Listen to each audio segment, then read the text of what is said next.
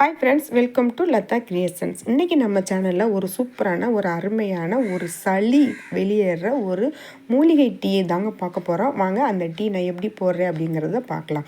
நான் போன வாரம்லாம் ரொம்ப சளி பிடிச்சிட்டு எனக்கு கோல்ட் ஆகிட்டு ரொம்ப கஷ்டப்பட்டுட்டு இருந்தேங்க. அப்போ தாங்க எனக்கு தெரிஞ்சவங்க ஒருத்தவங்க சொன்னாங்க, கரிசலாங்கண்ணியில் டீ வச்சு குடிங்க அப்படின்னு சொல்லிட்டு சொன்னாங்க. என்னது கரிசலாங்கண்ணியில் டீயா? அதை நம்ம ஒரு தலைக்கு தேய்க்கிற தாவரமாக தானே பார்த்துருக்கோம், அதில் எப்படி டீ அப்படின்னு சொல்லிட்டு சர்ச் பண்ணி பார்த்தேங்க. அப்போ தான் இந்த யூடியூப்லலாம் ஃபேமஸாக பேசுவார் ஒரு டாக்டர், அவரே சொல்லியிருந்தாருங்க, இந்த கரிசலாங்கண்ணி டீலாம் அவ்வளவு நற்குணங்கள்லாம் இருக்குது, அதை சாப்பிட்டா சளி கரகரன்னு வெளியேறிடும், இதை யாருமே சாப்பிட்றதில்ல அப்படிங்கிற மாதிரி ஒரு வீடியோவில் பேசியிருந்தார். ஓகே, நாமளும் ட்ரை பண்ணிடலாம் அப்படின்னு சொல்லிட்டு பக்கத்து வீட்டு காம்பவுண்டுக்குள்ளே ரொம்ப ஃப்ரெஷ்ஷாக இருந்ததுங்க இந்த கரிசலாங்கண்ணி.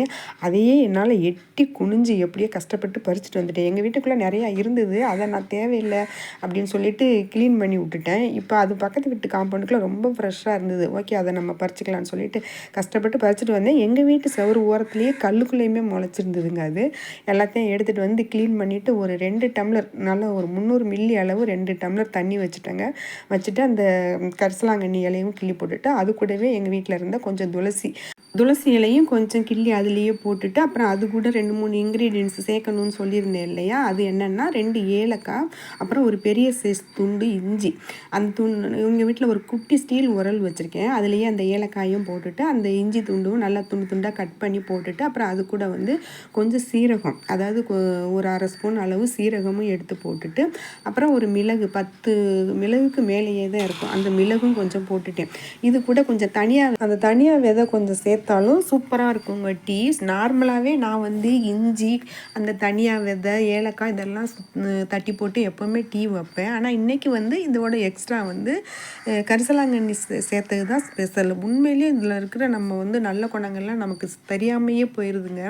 இப்படித்தான் நமக்கு எவ்வளவோ நல்ல பலன்கள் தரக்கூடிய தாவரங்கள்லாம் அதனோட குணாதிசயங்கள் தெரியாமையே நம்மளும் அதை விட்டுடுறோம், அழிஞ்சும் போயிடுது அந்த மாதிரி தாவரங்கள்லாம். இந்த மாதிரி நல்ல ஒரு பெரியவங்கள்லாம் சொல்லும்போது தான் அதனுடைய குணங்கள்லாம் தெரியுது.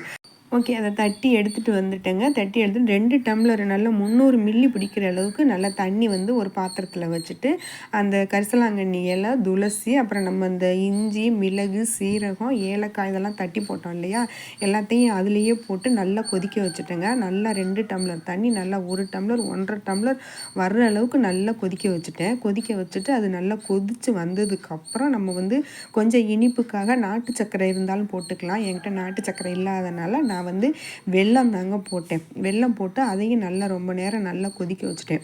கொதிக்க விட்டு வத்த விட்டுட்டு அந்த கொதிக்கும் போது அதனுடைய வாசனமே சூப்பராக இருந்ததுங்க. உண்மையிலேயே நான் சொல்கிறேங்க, அவ்வளோ ஒரு டேஸ்ட்டுமே ரொம்ப அல்டிமேட்டாக இருந்தது. அதாவது நார்மலாக நம்ம டீ குடிக்கிறத விட இந்த மாதிரி வாரத்தில் ஒரு வாட்டி இந்த மாதிரி குடித்தோம்னா நமக்கு உடம்புக்கும் நல்லது, சளி பிரச்சனை இருந்தாலும் போயிடுங்கிறது நான் உண்மையிலேயே இப்போ தாங்க தெரிஞ்சுக்கிட்டேன்.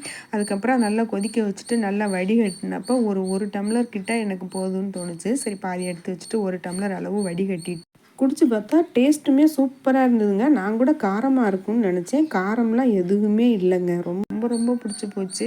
இனிமேல் நம்ம வாரத்தில் ஒரு வாட்டி இதை மிஸ் பண்ணக்கூடாது, எப்படியாவது செஞ்சு குடிச்சிடணும் அப்படின்னு நினச்சிட்ருக்கேன்.